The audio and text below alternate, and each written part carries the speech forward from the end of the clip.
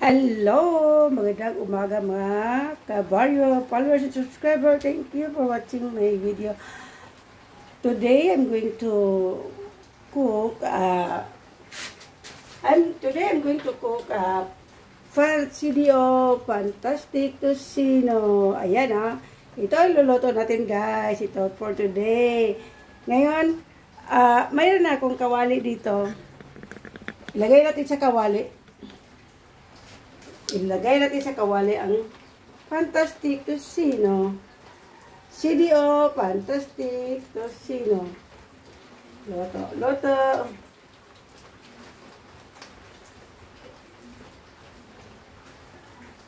Dalawa yan, kilulutuin. Dalawa kasi konti lang naman ang laman na isang balot. Kaya dalawa ang ating lulutuin. Ayan, dalawa ang ating nilulutong CDO Fantastic Tocino. Ayan Ito, dalawa ang ating nilutong CDO Fantastic Tocino.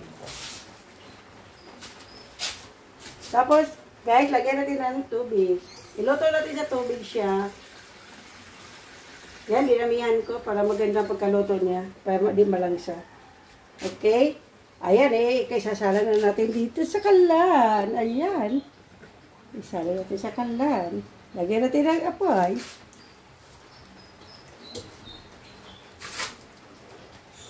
Ayan. Lagipad ang pakuluin natin. Pakalain natin. Ayan. Di naman natin kailangan takpan yan. Okay? Habang tayo naghihintay na kumulo siya, maya naman.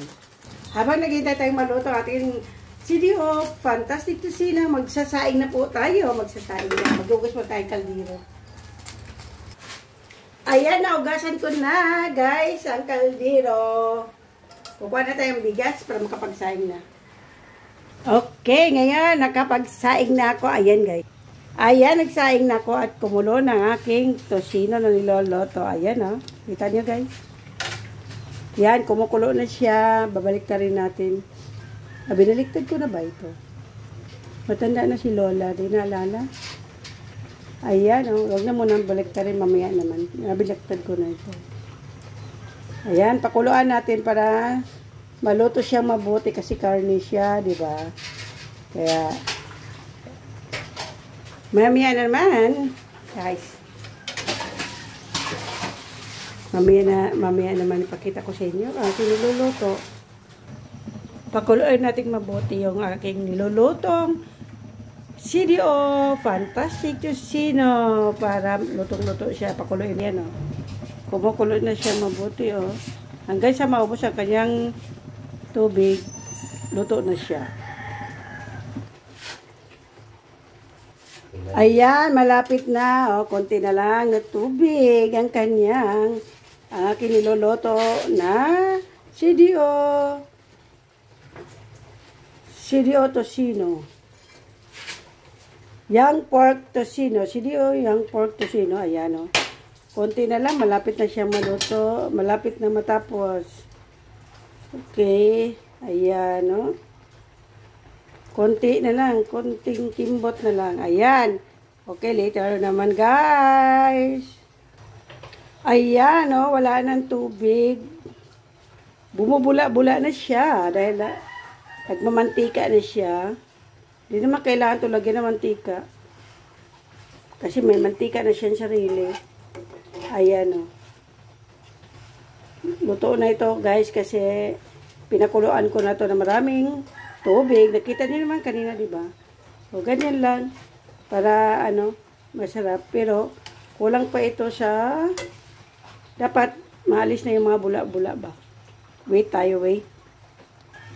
O, di ba? May sarili siyang mantika. Wala na siyang, may sarili siyang mantika. Malapit na siyang matapos lutuin ang CDO Young Pork Tocino. Ayan.